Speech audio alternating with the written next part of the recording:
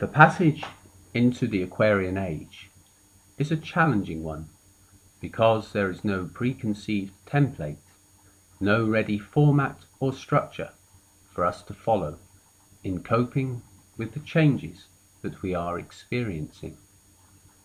Central to this transition is recognizing that a fundamental change in the relationship between thought, spirit, and matter is taking place. Our human tendency is to respond to change by rebuilding according to known templates, referring to patterns of previous experience to explain the present and to predict the future.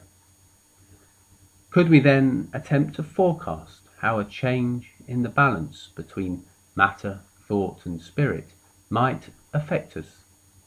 The application of the power of our computer technology might reveal the possibility to manifest an almost infinite number of futures, including those that have a completely different technological basis, or those where money, for example, is no longer required. The changes that are taking place are so subtle that they do not invoke differences visible to the naked eye, but the barriers between what is and what isn't physical are beginning to overlap. The energies of the universe are always in a state of flux. The last great shift that affected the balance between thought, matter, and spirit occurring over 10,000 years ago and bringing to a close the Atlantean epoch. The nature of the material world is once again changing, the process accelerating and triggered by subtle changes in the planetary etheric vibration. Subtle changes are altering at a subatomic level the way in which matter interrelates with thought and spirit. Eventually, matter and spirit will be able to transmute from one to the other, enabling the worlds of thought and that of the material to interact in a more immediate way.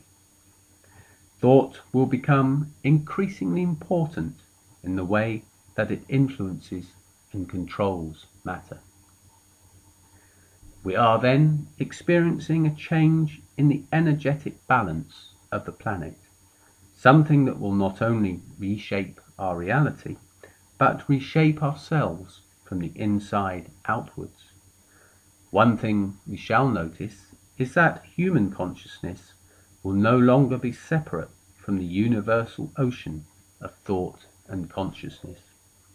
Imagine what it would be like to be part of a new future, a new reality, where we could communicate by thought with each other, the spiritual realms, extraterrestrials, and the elemental kingdoms. With respect to the latter, we would be required to manifest a new relationship and understanding, working in complete partnership with the elemental kingdoms. This would be a partnership of thought through spiritual awareness and integrity, a higher way where we would recognize our responsibilities as co-stewards of the earth. Such a partnership would only work if our thoughts were born out of those highest aspects of spiritual and cosmic law. It would take this for the elemental kingdoms to trust and accept us. Like us, they are also experiencing a quantum shift in consciousness. The Piscean Age has been about the development of compassion and interdependence through experiencing matter. And this has been achievable because of definitive boundaries between matter, thought, and spirit. The change in the balance of this relationship creates the energetic conditions that enable the manifestation of the Aquarian Age.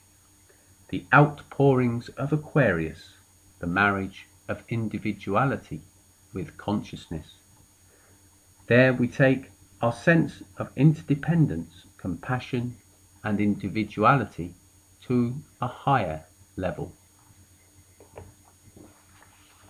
The new energetic template allows human beings to reconnect the lower mortal bodies, i.e. the astral, emotional and mental, with our light body, our higher or soul self that has existed beyond the physical plane.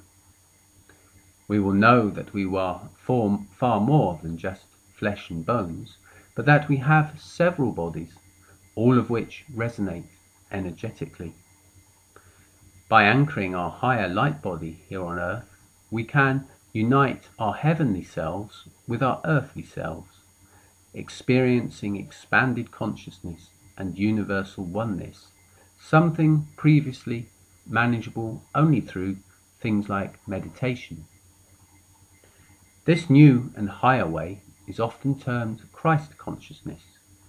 Indeed, through the life of Jesus of Nazareth, we were shown what we would become: beings of unconditional love and compassion. And each of us now are being presented with opportunities to unfold in this new way, through uniting with the higher self and bringing this higher Christ consciousness into mortal consciousness. Every time that we make that connection, we raise the vibration of existence on the physical plane and move a step closer to embracing the new balance between thought, spirit and matter. When we connect and raise ourselves higher, the emphasis of our thinking shifts from selfishness to selflessness, the connection with our higher soul selves anchoring a unified consciousness that places equality, respect to all other forms of consciousness, service to others, compassion and unconditional love as central concepts to our earthly lives. We must then make a conscious effort to purge ourselves of the lower emotions, i.e. self-gratification, desire, greed and competition for money, resources and status. These are not representative of the new way. Humanity stands at the threshold of a wonderful new age, one of infinite possibilities, as well as a new sense of responsibility. And it is a challenge, the challenge of our time, to connect with our higher selves and to carry each other across this threshold, enabling future generations to live out lives that fulfill their potential as beings of love and light. We are then talking about the emergence of a new world and a new humanity, one where individuals have overcome the separatist effects of greed and egoism for an acceptance of love for all life, where the beauty of the higher self speaks to us as in the beauty of its own thinking, with a love as unconditional as that of the Christ's. Because of the changes in the relationship between thought, matter and spirit, we will have the power to manifest a new reality through thought, but we must ensure that these originate from the highest aspects of the spiritual self, so that we co-create from a position of unconditional love and compassion.